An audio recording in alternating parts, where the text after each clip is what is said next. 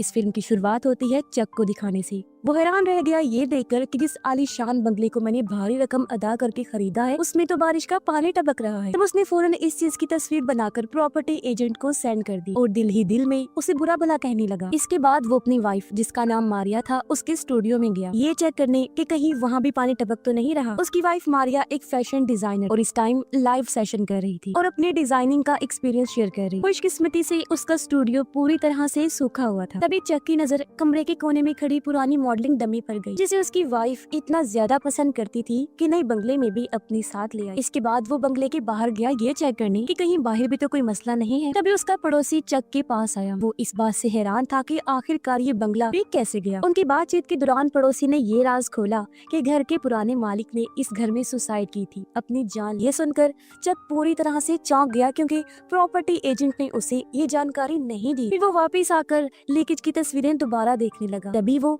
एक तस्वीर में शॉटगन को नोटिस करता है। हालांकि उसके घर में तो कोई हथियार नहीं था। वो कंफ्यूज हो जाता है कि आखिर ये गन आई तो आई कहां से। लेकिन अजीबोगरीब वाकये यही नहीं रुकी। अगली सुबह जब वो बंगले के गार्डन में टहल रहा था तो उसकी नजर अपनी वाइफ की उस मॉडलिंग डमी पर गई जो अजीब तरह से गार्डन में खड़ी हुई। तभी पड़ोसी फिर से आ गया और इस सारे मामले को देखने लगा। चक को शक हुआ कि ये मेरी बहन की शरारत हो सकती है क्योंकि कुछ महीने पहले उनकी माँ की एक्सीडेंट में मौत की वजह से उसकी बहन की दिमागी हालत थोड़ी खराब हो गई थी। तब पड़ोसी चक को सलाह देता है कि अपनी बहन की दिमागी हालत पर ध्यान दो। साथ ही वो उसे ये भी सजेस्ट करता है कि वो पास ही बनी लाइब्रेरी में जाकर इस एरिया की हिस्ट्री तारीख को पढ़े। इसके साथ ही वो उसे एक लोकल ग्रुप की मीटिंग में आने की दावत भी देता है। दोपहर को चक लाइब्रेरी गया और किताबों को उलट पलट करने पर एक किताब ढूंढ लेता है जिसमें इस छोटे से गाँव की गहरी हिस्ट्री लिखी हुई। वो जैसे ही निकलने लगा उसने देखा कि कुछ किताबें जमीन पर फैली हुई हैं। साथ ही उसने रोती हुई एक लड़की को भी देखा जो उसे वार्न करती है कि वो इस जगह के राजों में इतनी दिलचस्पी ना ले वरना इसके अंजाम बहुत खतरनाक हो सकते हैं। लेकिन चक उसे पागल समझकर उसकी बातों को नजरअंदाज कर देता है और किताबें लेकर लाइब्रेरी के काउंटर पर पहुंचता है। जब लाइब्रेरियन ने किताबें देखी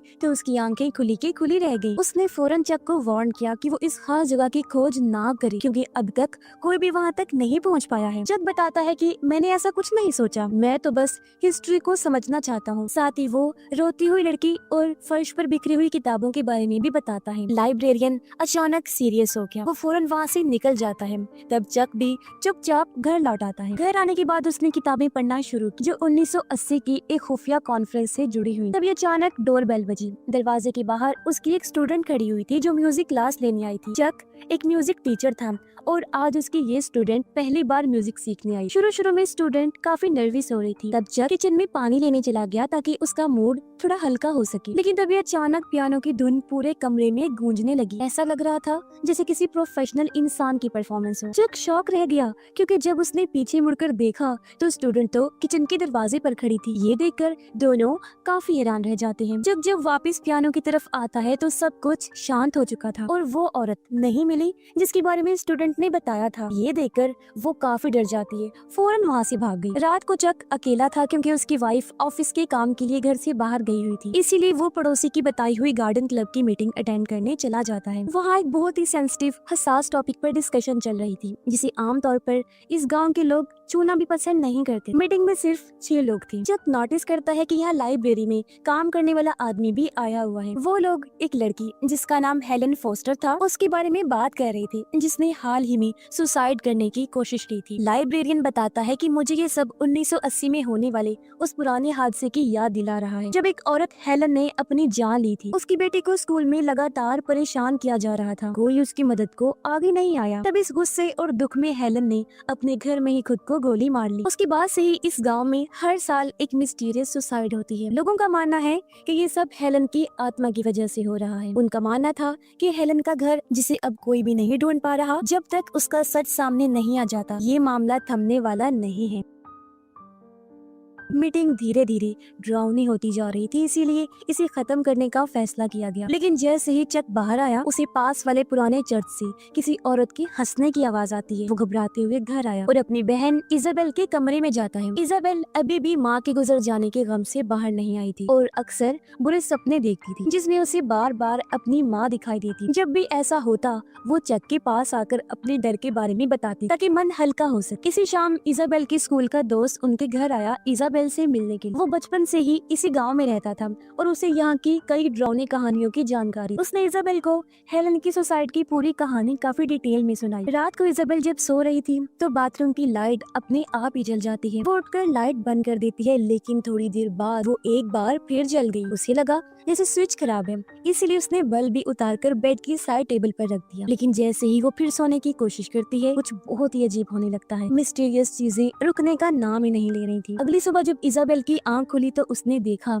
कि बाहर तो सूरज निकल आया है। पहले तो उसे लग रहा था जैसे कोई बुरा सपना था, लेकिन जब उसकी नजर अपने बेड की साइड टेबल पर रखी बल्ब पर पड़ी तो उसे एहसास हुआ कि जो कुछ भी रात को हुआ वो सब हकीकत था। इजाबेल फौरन ये बात अपने दोस्त को बताती है। तभी उसके पास भाई चक का फोन आया, जो इजाबेल को फौरन घर वापस आने को कहता है। जब इजाबेल घर पहुंची तो उसने देखा कि उसकी भाभी मारिया काफी घबराई हुई थी। असल में कुछ टाइम पहले मारिया अपने डिजाइन स्टूडियो में लाइव सेशन कर रही थी। तब कुछ अजीब हुआ, उसकी पीछे रखी डमी मॉडल का हाथ अपने आप ही हिलने लगता है। उसी टाइम उसकी बेस्ट फ्रेंड जो लाइव देख रही थी फौरन उसे कॉल करती है। तब मारिया को लगा कि शायद वो मुझे ब्राइडल ड्रेस के बारे में टोकना चाहती है, इसलिए मारिया वीडियो बनाकर भेज देती है और बताती है कि ड्रेस तो पहले से ही तैयार है। लेकिन जब वो दोबारा कैमरे के सामने बैठी तो हैरान रह गई, क्योंकि डमी मॉडल वहाँ से गायब हो गई थी। उससे पहले ये महसूस नहीं हुआ था कि वो हिल रही है। और तभी उसकी दोस्त ने मैसेज पर मैसेज भेजने शुरू कर दिए कि फौरन कमरे से बाहर निकलो। लेकिन मारिया ने इन बातों को हल्के में लिया और अपना लाइव सेशन जारी रखा। कुछ देर बाद जब वो डमी मॉडल की ड्रेस दिखाने गई तब जाकर उसने देखा कि वो तो वहाँ पर थी ही नहीं। अचानक पास वाले कमरे से तेज आवाज आई। मारिया पहले सहमी,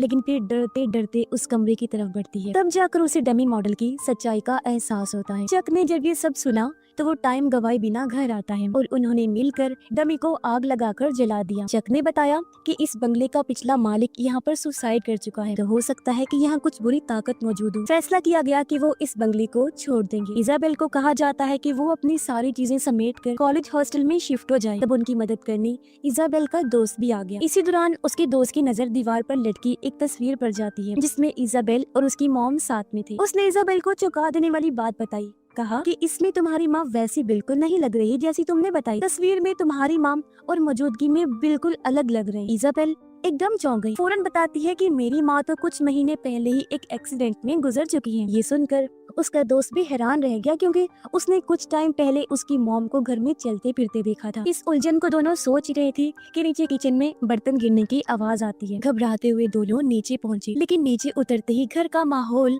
जैसे पूरी तरह बदल चुका था। कमरे में ठंड कुछ ज्यादा ही हो गई थी। हवा भी अजीब किसी सिसकियों की तरह चल रही थी। उसका दोस्त ये सब बर्दाश्त नहीं कर पाया और किसी बहाने से बाहर चला जाता है। जैसे ही वो गया, इजाबेल को अपने पीछे से किसी के हल्का सा नाम पुकारने की आवाज आती है। डरते डरते उसने पीछे मुड़कर देखा, लेकिन कुछ नजर नहीं आया। तभी अचानक मारिया आ गई और उसे रोकने लगी, लेकिन इजाबेल कहती है कि मैं इस मिस्ट्री का पता लगा के ही रहूंगी। फिर दोनों घबराते हुए अपने अपने कमरों में भाग जाती हैं। थोड़ी देर बाद मारिया के कमरे से चीखने की आवाज आती है। इजाबेल भागकर उसकी तरफ गई। दरवाजा अपने आप धीरे धीरे खुल रहा था। मारिया बुरी तरह डर चुकी थी। वो रोते हुए इजाबेल के कमरे में आ जाती है। उसके चेहरे पर खौफ था और नाक से खून बह रहा होता है, लेकिन उसे खुद होश नहीं था कि ये सब उसके साथ क्या हो रहा है। जब माहौल कुछ शांत हुआ तो इजाबेल का दोस्त वापस लौट आता है। उसके हाथ में पुराना नक्शा था। उसने बताया कि 1923 के प्लानर्स की किताब और शहर के मौजूदा नक्शे को मिलाकर मैंने एक बहुत पुरानी जगह का सही पता खोज निकाला है। नाम है 825 फॉरेस्ट रोड, जो इस कहानी का नाम भी है। चक अब तय कर चुका था कि उस इंसान से वो खुद जाकर बात करेगा जिसने उसकी वाइफ के साथ धोखा किया। इजाबेल भी उसके साथ जाने की जिद करती है। तभी बाहर एक एजेंट आ जाती है जो एक एड शूट के लिए मदद मांगने आई, लेकिन चक को तो उस जरूरी काम से फौरन बाहर जाना था। मारिया, जिसकी हालत पहले से नॉर्मल थी, वो एजेंट की मदद के लिए रुक जाती है। इजाबेल को कुछ गड़बड़ लग रही थी, इसीलिए उसने अपने दोस्त को मारिया के साथ ही रुकने का कहा। जबकि चक और इजाबेल एक साथ उस पुराने एड्रेस की तरफ निकल पड़ते हैं, यानी 825 फॉरेस्ट रोड। रास्ते में चक ने कहा कि अगर ये वही घर निकला ना तो मैं इस घर को आग लगा दूंगा। जबकि उधर मारिया एड शूट में एजेंट की मदद कर रही थी, लेकिन अचानक से एजेंट कोई अजीब सी अनजान जुबान में बोलने लगी। दूसरी तरफ चक और इजाबेल अब घने जंगल से गुजरते हुए एक खंडर जैसे घर तक पहुंच गए थे। खिड़की तोड़कर वो अंदर आ गई और कोई नंबर जैसी निशानी को ढूंढने लगी। इजाबेल धीरे धीरे से ऊपर वाली मंजिल पर गई और देखती है कि ये हवेली अंदर से तो बिल्कुल चक के घर जैसी है। तभी किसी की परछाई उसके पीछे से गुजरती है। इसी टाइम मारिया जो घर पर थी अचानक 1980 के पुराने वाकये की बातें करने लगी। वो कहती है कि मेरी बेटी को स्कूल में बुरी तरह तंग किया गया था। उसने कई बार लोगों से मदद मांगी लेकिन किसी ने हाथ नहीं बढ़ाया। असल में उस औरत की आत्मा जिसने सुसाइड किया था यानी कि हेलन, वो पूरी तरह मारिया की बॉडी में समा चुकी थी। दूसरी तरफ चक को जमीन के नीचे एक लकड़ी का बॉक्स मिला। उसमें बहुत सारे लेटर्स थे जो स्कूल को लिखे गए थे। ये खत एक ही औरत के हाथ के लिखे हुए थे लेकिन सब वापस लौट कर आ गई थी। उसके घर का पता भी खत पर लिखा हुआ था। जग को एहसास होता है कि पहले वाले घर का एड्रेस यानी कि उस औरत के घर का और इस घर का एड्रेस यानी कि 825 फॉरेस्ट रोड एक ही जगह है। यही वजह है कि आत्मा इस घर में आती क्योंकि ये कभी उसका जो हुआ करता था। जग डरता हुआ ऊपर गया इजाबेल को लेने के लिए क्योंकि उन्हें फौरन यहाँ से निकलना था, लेकिन इजाबेल एक जगह चुपचाप खड़ी हुई थी। उधर इजाबेल के दोस्त को भी यकीन हो गया था कि मारिया में कुछ अजीब हो रहा है। उसने जानबूझकर उससे उसकी बेटी का नाम पूछा।